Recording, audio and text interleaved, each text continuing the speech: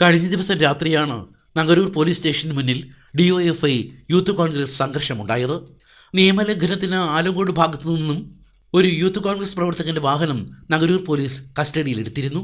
ഈ വാഹനം സ്റ്റേഷനിൽ നിന്ന് വിട്ടുകിട്ടാൻ വന്ന യൂത്ത് കോൺഗ്രസുകാരും പുറത്തുണ്ടായിരുന്ന ഡിവൈഎഫ്ഐ പ്രവർത്തകരും തമ്മിലായിരുന്നു സംഘർഷം.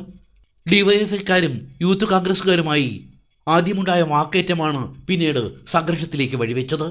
കുറച്ചു കാലം മുമ്പ് ഈ മേഖലയിൽ ഡിവൈഎഫ്ഐ യൂത്ത് കോൺഗ്രസ് സംഘർഷമുണ്ടായിരുന്നു.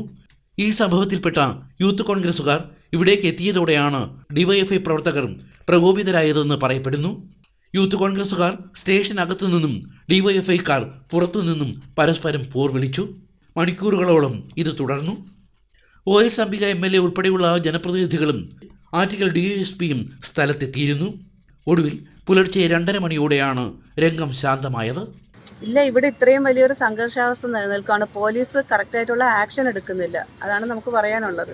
ഇപ്പോൾ എന്ത് ഒരു ഡിവൈഎഫ്ഐയുടെ ആളുകൾ വന്നിട്ട് കോൺഗ്രസിൻ്റെയും പ്രവർത്തകരെ ഇവിടെ ഇത്രയധികം പരസ്യമായിട്ട് ആക്രമിക്കും എന്ന് പറഞ്ഞിട്ട് നിൽക്കുമ്പോൾ അവരെ ഒന്നും അറസ്റ്റ് ചെയ്യാതെ പ്രൊട്ടക്ഷൻ്റെ പേരിൽ ഈ പയ്യന്മാരെ പിടിച്ചകത്ത് വെച്ചേക്കുവാണ്. പ്രൊട്ടക്ഷൻ്റെ പേരിൽ, അല്ലാതെ അക്രമം നടത്തുന്നവരെ അറസ്റ്റ് ചെയ്ത് മാറ്റുക എന്നുള്ളതല്ല. പ്രൊട്ടക്ഷന് വേണ്ടിയിട്ട് അവരാരെയാണോ ആക്രമിക്കുമെന്ന് പറയുന്നത് അവരെ പിടിച്ചകത്ത് വെച്ചേക്കുവാണ്.